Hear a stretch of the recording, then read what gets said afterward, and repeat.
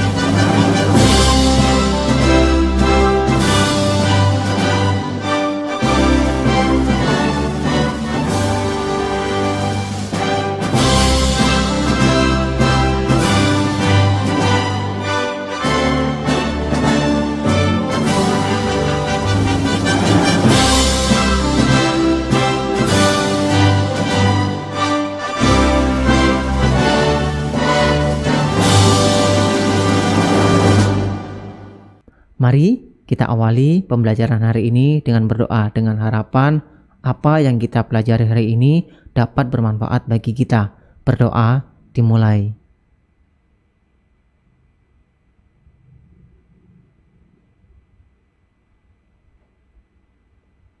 Selesai.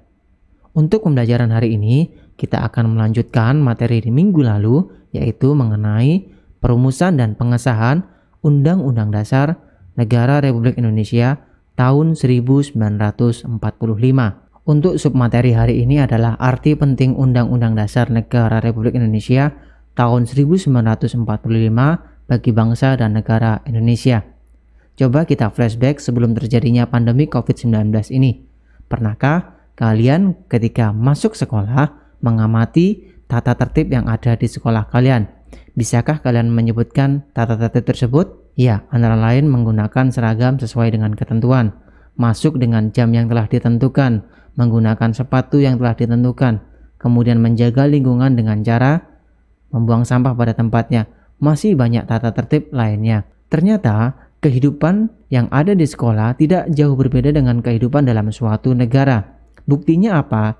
Di sekolah, kita diatur dengan yang namanya tata tertib sekolah. Kemudian dalam kehidupan suatu negara, kita sebagai warga negara diatur dengan Undang-Undang Dasar. Nah, jadi korelasinya antara kehidupan sekolah dengan kehidupan suatu negara ini tidak jauh berbeda. Kita harus mematuhi tata tertib atau peraturan atau Undang-Undang Dasar. Intinya, kita sebagai warga negara Indonesia wajib patuh terhadap Undang-Undang Dasar Negara Republik Indonesia tahun 1945. Karena dengan kita mematuhi Undang-Undang Dasar Negara Republik Indonesia tahun 1945 akan mengantarkan kita pada kehidupan yang tertib dan teratur.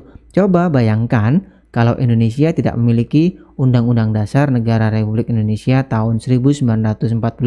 Coba kalian analisa apa yang akan terjadi apabila Indonesia tidak memiliki Undang-Undang Dasar Negara Republik Indonesia tahun 1945. Silakan tuliskan analisa kalian di kolom komentar. Selanjutnya yaitu Undang-Undang Dasar Negara Republik Indonesia tahun 1945 merupakan hukum dasar tertulis dan sumber tertib hukum yang tertinggi yang ada di Indonesia. Jadi jelas, Undang-Undang Dasar Negara Republik Indonesia tahun 1945 ini sudah terkodifikasi atau tertulis dengan jelas. Seluruh warga negara Indonesia dapat mengetahui isi dari Undang-Undang Dasar. Kemudian, Undang-Undang Dasar Negara Republik Indonesia tahun 1945 merupakan sumber hukum tertinggi yang ada di Indonesia. Jadi, aturan-aturan yang ada di bawahnya tidak boleh bertentangan dengan Undang-Undang Dasar Negara Republik Indonesia. Undang-Undang Dasar Negara Republik Indonesia tahun 1945 memuat antara lain yang pertama, hak-hak asasi manusia. Kedua, hak dan kewajiban warga negara. Ketiga, pelaksanaan dan penegakan kedaulatan negara serta pembagian kekuasaan negara. Keempat, wilayah negara dan pembagian daerah, kewarganegaraan dan kependudukan, serta keuangan negara.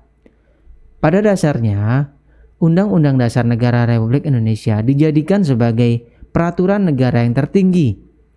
Undang-Undang Dasar Negara Republik Indonesia menjadi acuan dan parameter dalam pembuatan peraturan-peraturan yang ada di bawahnya. Kemudian menurut Jimli Asidiki, seorang pakar tata negara, menyebutkan bahwasannya fungsi konstitusi itu setidaknya ada 10. Yang pertama, penentu dan pembatas kekuasaan negara. Kedua, pengatur hubungan kekuasaan antar organ negara. Ketiga, pengatur hubungan kekuasaan antar organ negara dengan warga negara. Keempat, pemberi atau sumber legitimasi terhadap kekuasaan negara ataupun kegiatan penyelenggaraan kekuasaan negara. Kelima, penyalur atau pengalih kewenangan dari sumber kekuasaan yang asli, yaitu rakyat, kepada organ negara. Keenam, simbolik pemersatu. Kemudian ketujuh, simbolik sebagai rujukan identitas dan keagungan kebangsaan. Kedelapan, simbolik sebagai pusat upacara. 9, sarana pengendalian masyarakat. Dan yang terakhir 10, sarana perekayasaan dan pembaruan masyarakat. Kemudian menurut Undang-Undang Nomor 10 Tahun 2004 tentang pembentukan peraturan perundang-undangan, hierarki peraturan perundang-undangan di Indonesia yaitu sebagai berikut. Yang pertama sudah pasti Undang-Undang Dasar Negara Republik Indonesia tahun 1945.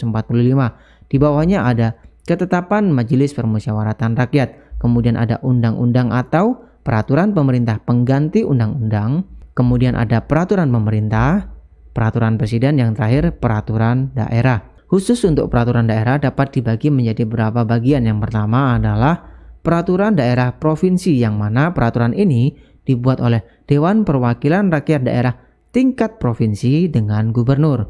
Kemudian peraturan daerah tingkat kabupaten kota dibuat oleh Dewan Perwakilan Rakyat Daerah tingkat kabupaten kota bersama dengan bupati atau wali kota. Dan yang terakhir, peraturan desa atau peraturan yang setingkat dibuat oleh Badan Perwakilan Desa atau nama lainnya bersama dengan kepala desa atau lainnya. Adapun sikap positif terhadap pelaksanaan Undang-Undang Dasar Negara Republik Indonesia tahun 1945 dapat dikembangkan dengan cara antara lain: pertama, menghormati dan melaksanakan aturan-aturan lain di bawah Undang-Undang Dasar 1945, termasuk tata tertib sekolah yang sudah kita bahas tadi di awal.